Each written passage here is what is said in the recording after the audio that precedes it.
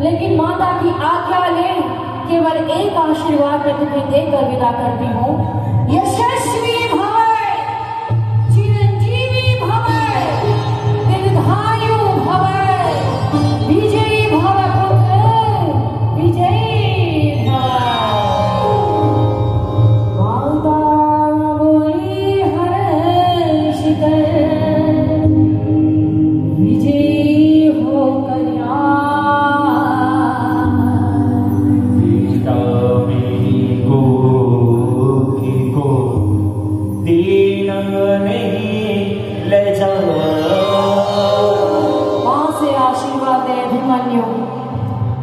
रथ पर सवार होते हैं।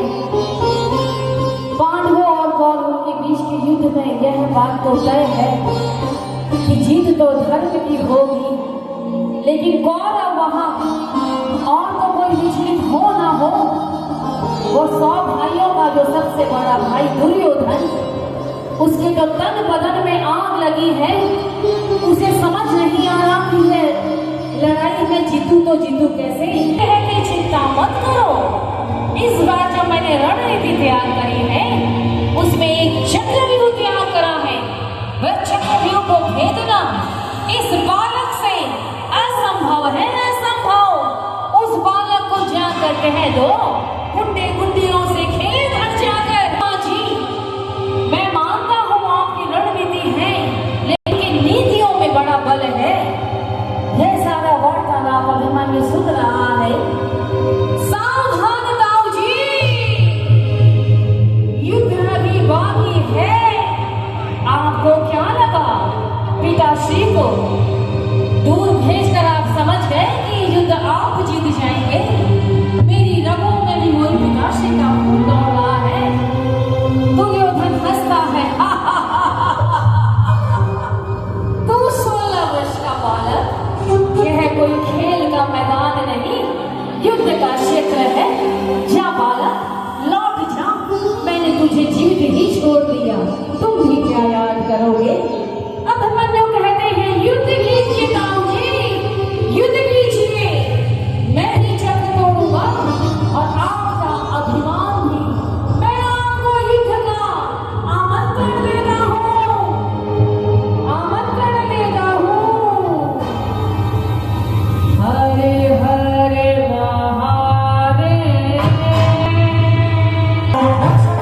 पीछे चलता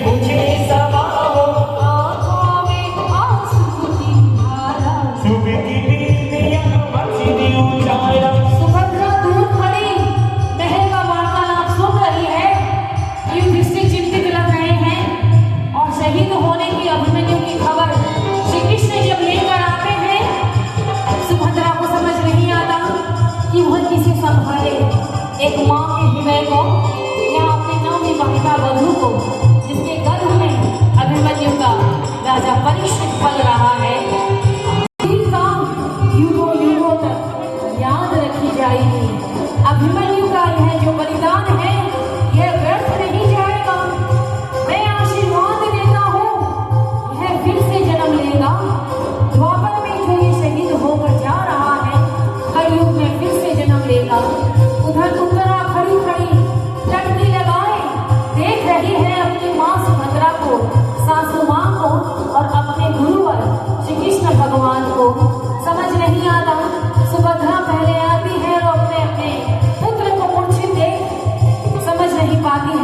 क्या करें।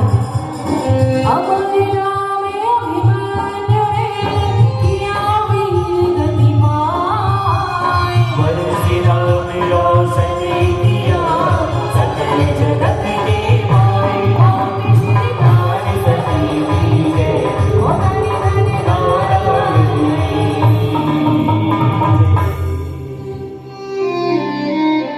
जिस वक्त नृत्य नाटिका चल रही हो, गेट पर जो खड़े हैं वो सामने जोत के लिए आने से एक बार रोक दे। नृत्य नाटिका के बाद जैसे बछड़ा ढूंढे बारी, घर में नाचेगा कुल घर बारी, धीमे लगुल भरे चुनी असराई।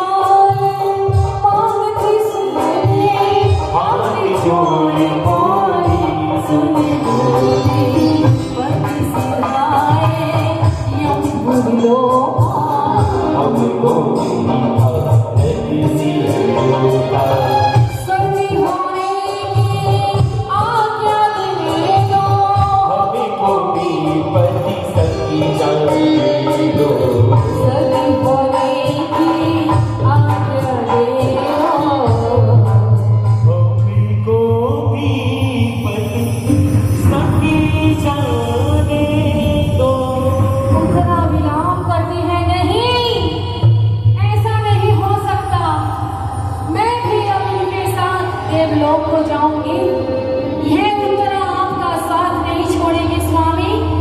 आपकी चिता के साथ मेरी काया भी भस्मीभूत होगी। और श्री कृष्ण की ओर देखकर कहती है, हे प्रभु मुझे आज्ञा दीजिए, मैं अपने पति के साथ सती होना चाहती हूँ, प्रभु आज्ञा दीजिए। कृष्ण जानते हैं मेरी पुत्री विचलित है, लेकिन यह जो नित्य नचा गया है, ये जो नाटिका रची गई है, यह संसार को ज्ञान देने के लिए है कि अगर एक जन्म तो क्या 3 जन्म भी इंतजार करना पड़े, आपकी तपस्या में बल होना जरूरी है।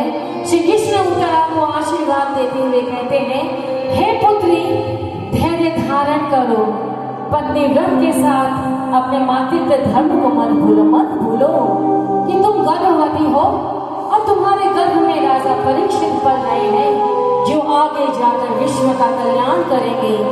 तुम्हें संभलना होगा, तुम्हें संतान की रक्षा हेतु संयम धारण करना होगा पुत्री, तुम्हें संयम धारण करना होगा। उत्तरा कहती है मैं क्या करूं प्रभु, अब आप ही बताइए। श्री कृष्ण कहते हैं ध्यान से सुनो उत्तरा, तुम्हारे सबका तेज समूह पर है, इसलिए काल को भी तुम्हारी यह इच्छा पूरी करनी होगी। तुम्हारा यह प्रण द्वापर में नहीं अपितु कलयुग में अवश्य पूरा होगा। कलयुग के वीर अभिमन्यु वैश्य परिवार में दत्तन जी के रूप में जन्म लेंगे और तुम घुसा जी की पुत्री नारायण के रूप में।